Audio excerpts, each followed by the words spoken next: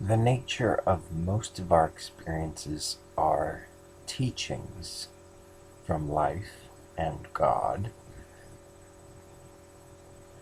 of things we need to learn through the difficulty of the confrontation of usually some kind of disappointment or frustration or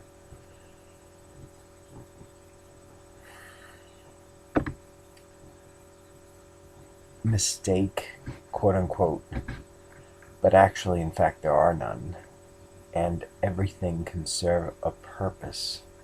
Everything that happens to us, or that we, through supposed ignorance, consciously choose to take on, get involved with, experience, all of it can be used to help us to mature, help us to grow.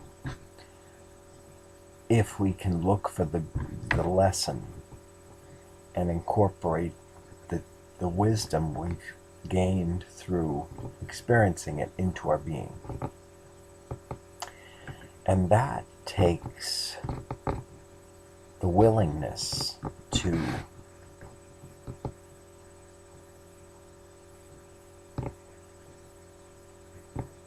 check in with, I guess, our soul, or look at things deeply and meditate, in effect, on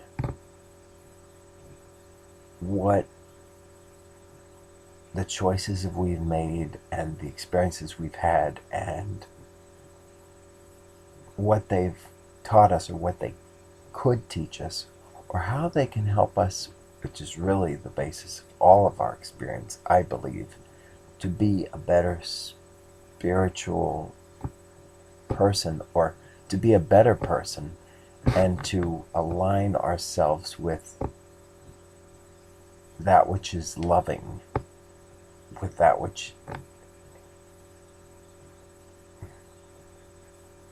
comes from the heart, and not only recognizes our own self and what works for us and what doesn't, and what is of value in reference to ourself, but also in reference to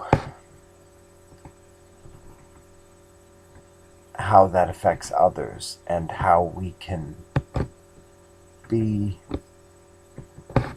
essentially more loving, because the basis of what we're here to experience, and the basis of what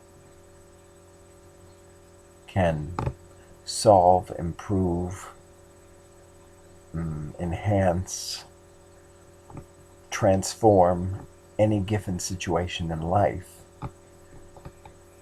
is found in that which is loving, and that which is based on love and kindness, both to oneself and others. And that kindness is not always,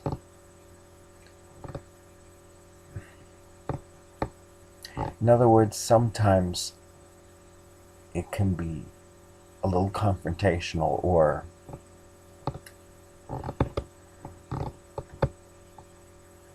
it's not always soft, but it can be gentle.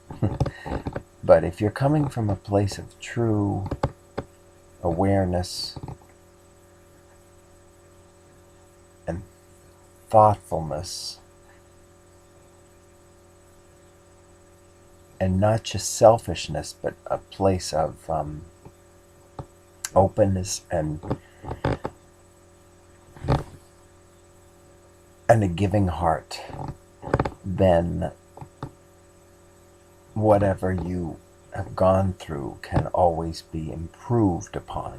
Your response can be improved upon.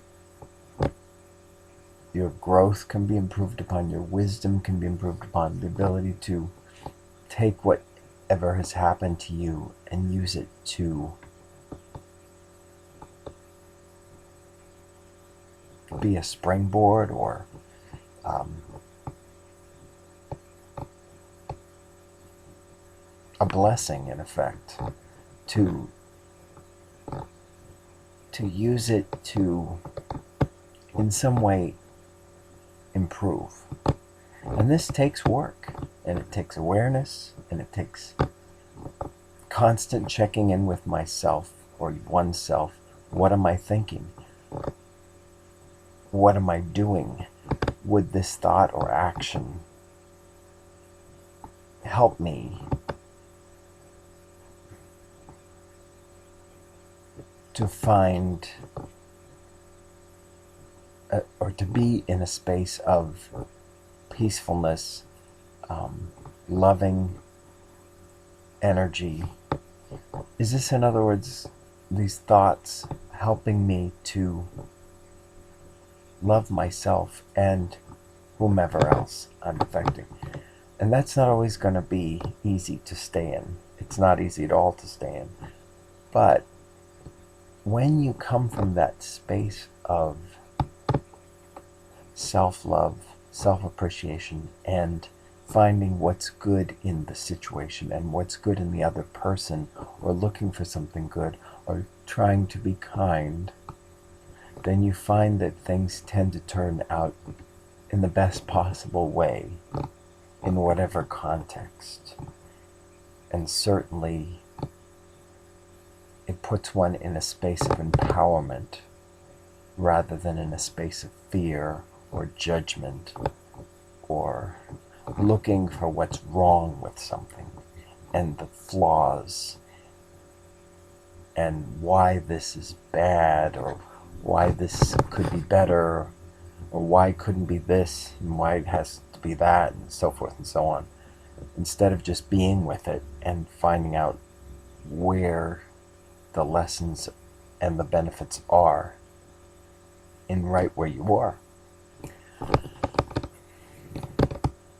which is ultimately proof that this is all a spiritual experience, or everything has a benefit in spite of being a challenge.